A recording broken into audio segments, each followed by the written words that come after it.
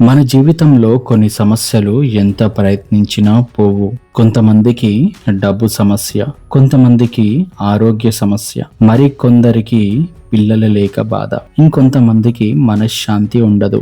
కానీ ఒక ప్రత్యేకమైన ఏకాదశి ఉంది.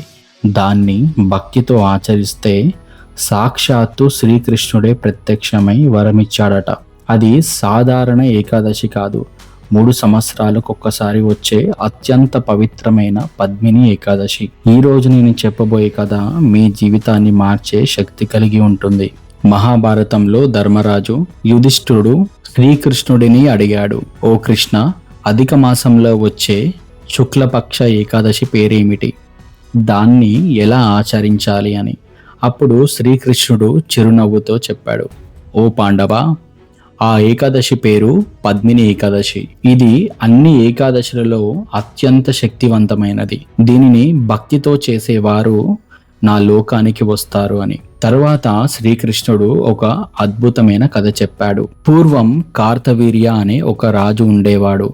అతనికి 1000 మంది రాణిలు ఉన్నారు. అన్ని ఉన్నా ఒక పెద్ద బాధ మాత్రం ఉండేది. అతనికి సంతానం లేదు. ఎన్నో యజ్ఞాలు చేశాడు, ఎన్నో పూజలు చేశాడు, కానీ ఫలితం రాలేదు. చివరికి రాజు అడవికి వెళ్ళి 10,000 సంవత్సరాలు కఠిన తపస్సు చేశాడు.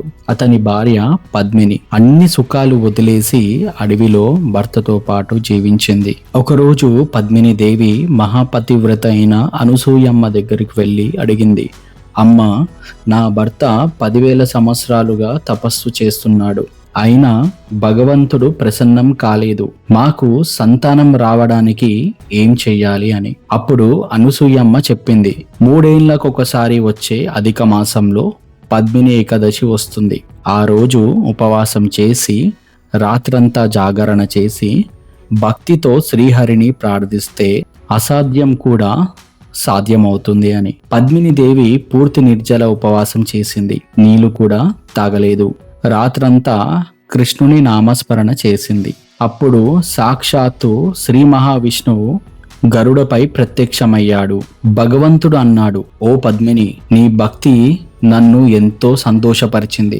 ఏ వరం కావాలో కోరుకో అని. ఆమె తన కోసం కాదు, భర్త కోరిక కోసం అడిగింది. మాకు ఒక మహాపరక్రమశాలి కుమారుడు కావాలి అని.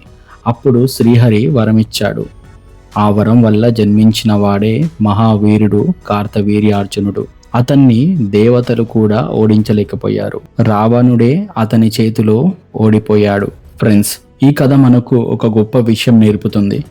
భక్తితో చేసిన చిన్న ఉపవాసం కూడా మన జీవితాన్ని మార్చగలదు. పద్మిని ఏకాదశి అంటే కేవలం ఆహారం మానేయడం కాదు, మన చెడు అలవాట్లు అంటే కోపం, అహంకారం, అసత్యం ఇవన్నీ వదిలి భగవంతుడికి దగ్గరవ్వడం. ఈ ఏకాదశి రోజు హరే కృష్ణ మహామంత్రం జపించండి, భగవద్గీత చదవండి, రాత్రి జాగరణ చేయండి, శ్రీకృష్ణుణ్ణి లేదా శ్రీహరిని భక్తితో ప్రార్థించండి. అప్పుడు శ్రీకృష్ణుడి కృప తప్పకుండా లభిస్తుంది.